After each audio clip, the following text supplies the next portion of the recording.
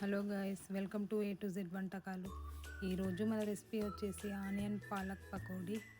1 cup శనగపిండి, palak, 1 tea spoon వాము, 1 tea spoon జీలకర్ర పొడి, 1 టీ స్పూన్ పచ్చిమిర్చి పేస్ట్, 1 టీ స్పూన్ అల్లం వెల్లుల్లి పేస్ట్, తగినంత ఉప్పు. ఇప్పుడు మనకు కావలసిన పదార్థాలన్నీ ఒక గిన్నెలోకి తీసుకొని ఆ తర్వాత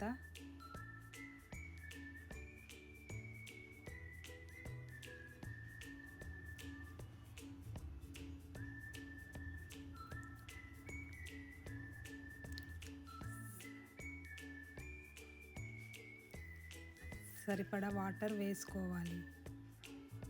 వేసుకున్న తర్వాత